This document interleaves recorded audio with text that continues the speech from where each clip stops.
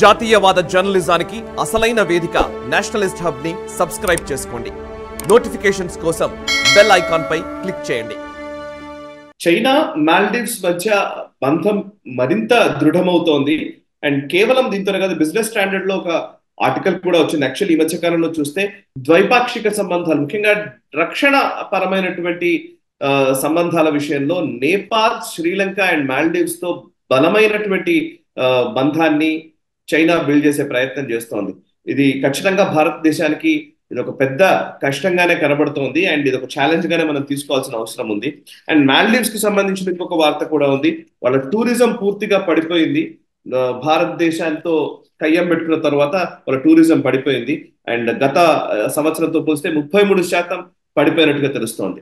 And అదే సమయంలో మీరు ఇందాక రైజ్ చేశారు, మనం యాక్చువల్లీ ప్రెడేటర్ డ్రోన్స్ గురించి మాట్లాడుతున్నప్పుడు మీరు అన్నారు టర్కీ ఈ డ్రోన్స్ తయారీలో ఏదైతే గేమ్ చేంజర్ గా నిలిచిందో అజర్బైజాన్ అర్మేనియా యుద్ధంలో, అదే టర్కిష్ డ్రోన్స్ ని ఇప్పుడు మాల్దీవ్స్ తీసుకుంటోంది. ఈ డెవలప్మెంట్స్ ని ఒకసారి విశ్లేషిస్తారు. చైనా తప్పకుండా మన చుట్టూ ఒక వలయం పన్నే ప్రయత్నం అయితే చేస్తూనే ఉన్నది, ఎంతో కాలంగా చేస్తుంది, ఇప్పుడు చేస్తున్నది. జయశంకర్ గారు మన విదేశాంగ మంత్రి, ఆయన గత కొన్ని నెలల క్రితం స్టేట్మెంట్ ఇచ్చారు.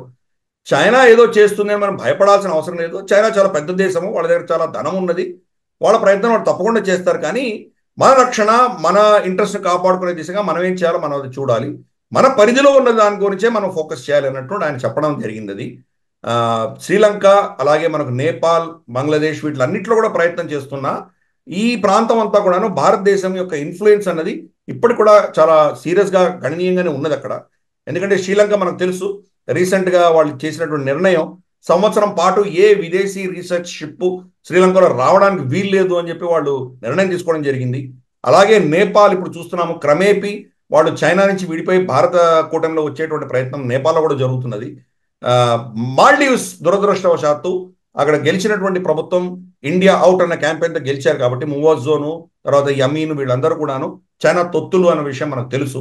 మనకు మోదీ గారు లక్షద్వీప్ వెళ్ళిన తర్వాత వాళ్ళు చేసినవన్నీ మనకు ఆ ఘటనలన్నీ మనం నేషనలిస్ట్ హబ్లో దాని డీటెయిల్గా మనం చర్చించాం మనం. అది దాని తర్వాత పరిణామాలు ఏమున్నాయంటే, ఈ మూవర్జో ఫ్యామిలీని, యమీన్ ఫ్యామిలీని చైనా గణనీయంగా పైసలు ఇచ్చి కొనేసుకుంది వాళ్ళని.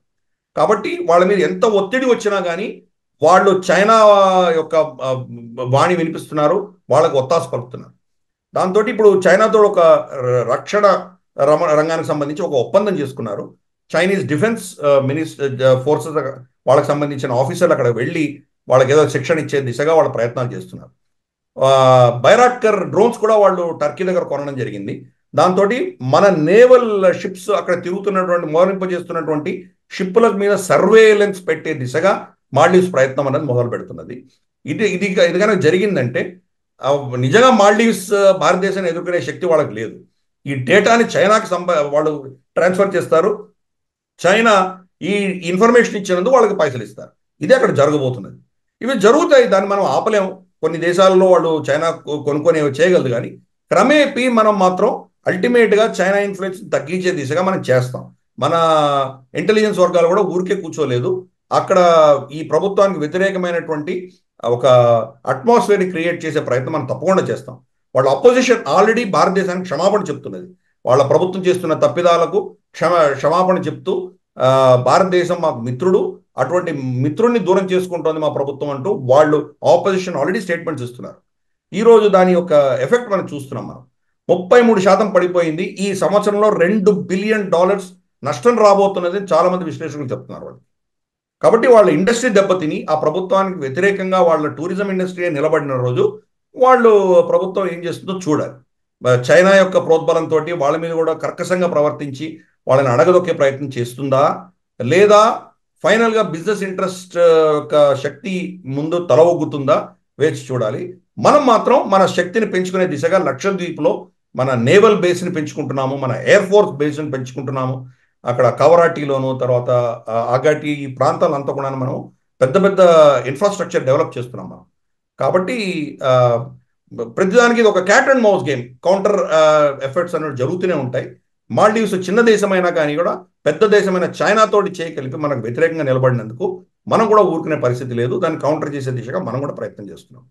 ఈ వీడియో మీకు నచ్చినట్టయితే లైక్ చేయండి, 10 మందికి షేర్ చేయండి. అలాగే కామెంట్ల రూపంలో మీ అభిప్రాయాలను మాతో పంచుకోండి. Nationalist hub group of channels ను సబ్స్క్రైబ్ చేసుకుని తెలుగునాట జాతీయవాద జర్నలిజాన్ని ప్రోత్సహించండి. ఈ వీడియో కింద ఉన్న బెల్ ఐకాన్ పై క్లిక్ చేయడం మర్చిపోవద్దు.